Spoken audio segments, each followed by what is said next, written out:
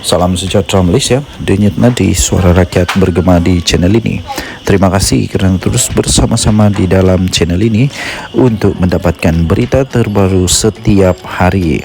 Bagi anda yang pertama kali berada dalam channel ini, sila pastikan untuk anda menekan butang subscribe, like dan share.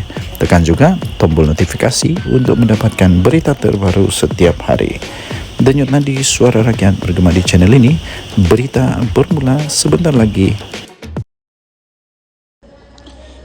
Salam sejahtera Malaysia, denyut nadi suara rakyat bergema di channel ini.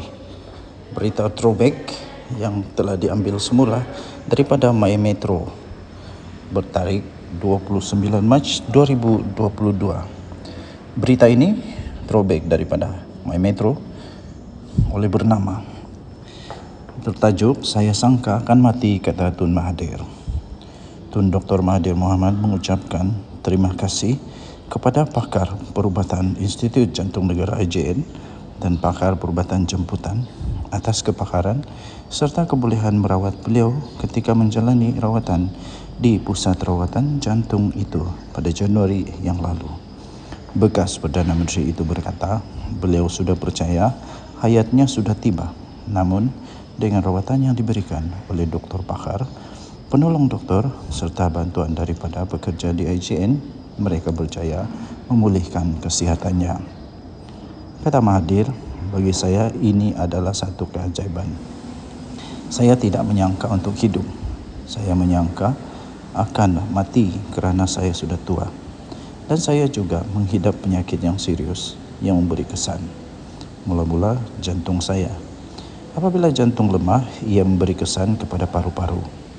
Dan apabila paru-paru lemah, ia akan memberi kesan kepada buah pinggang dan seterusnya, katanya.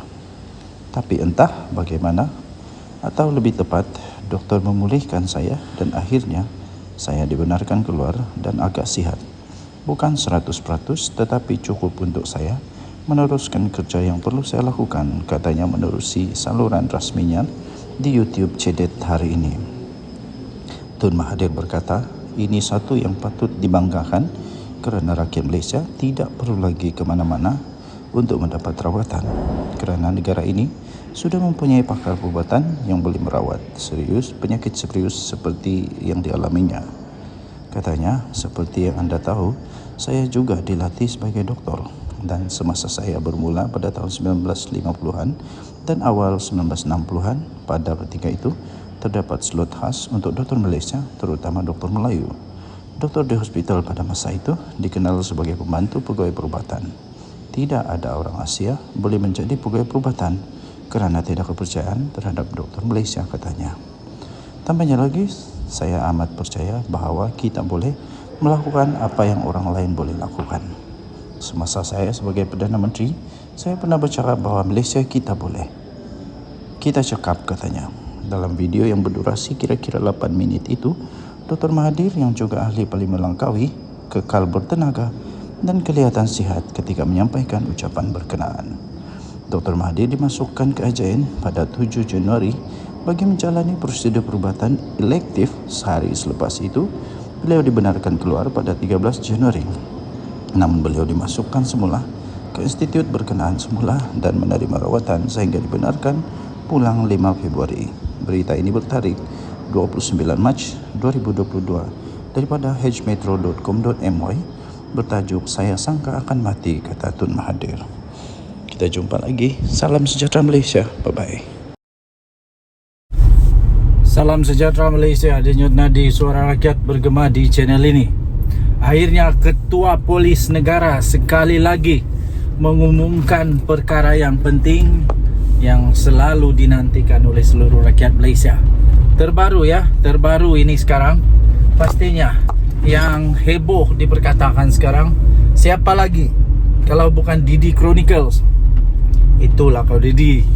Kau nak buat lawak lucu ke apakah, buatlah apa yang kau suka, tapi jangan sampai menghina perlembagaan, jangan sampai menghina agama, apalagi mempersoal. Sekarang kau kena lah. Baru kau tahu sekarang tinggi ke rendah ke langit ketujuh itu. Sindir menyindir. Kalau nak sindir, pikir dulu Malaysia ni bukan negara orang bodoh. Malaysia ni negara orang-orang bijak. Kau sindir semua orang tahu siapa yang kau sindir. Baru kau tahu. Sindir batal enactment Syariah Kelantan. Kes pempengaruh akhirnya dirujuk ke Peguam Negara. Hanya kerana nak dapat berapa ringgit saja, sekarang dah sampai kepada Peguam Negara. Segalanya usaha yang selama ini Didi Chronicles buat seakan-akan dah hancur. Hanya kerana apa? Lawak bodohnya. Apa boleh buatlah. Kesian juga. Dan Ketua Polis Negara mengumumkan bahawa kes itu sudah pun dirujuk ke Peguam Negara. Ketua Polis Negara Razarudin Husin memberi keterangan pempengaruh itu selesai diambil pada berkata sudah selesai diambil keterangan dia pada Khamis yang lalu. Kertas siasatan kes ke atas kes pempengaruh Didi Chronicles.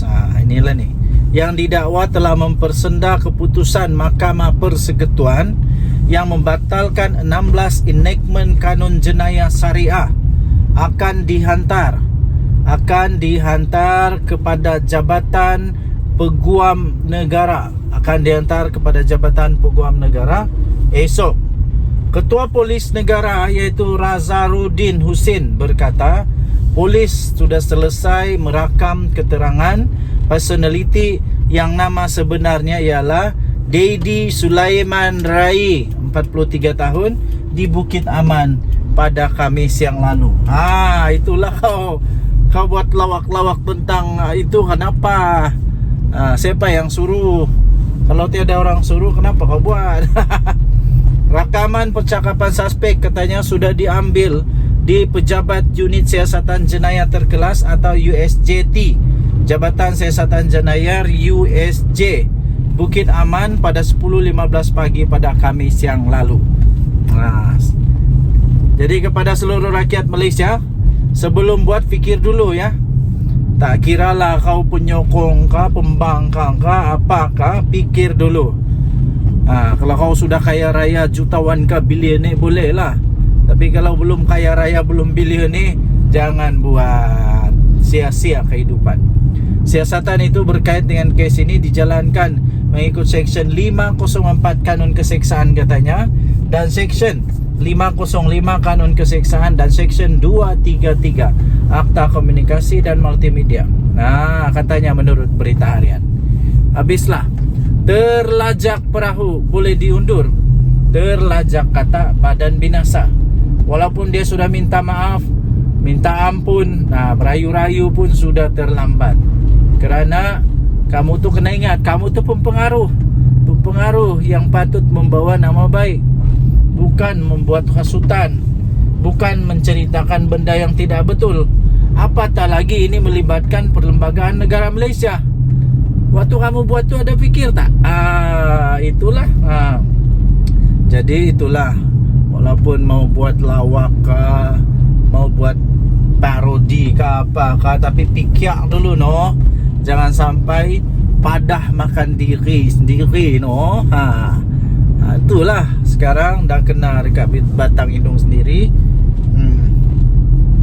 Harap-harap semua pempengaruh selepas ini fikir baik-baik, fikir dalam-dalam, jangan sembarangan cakap. Bukan hanya terikut-ikut emosi.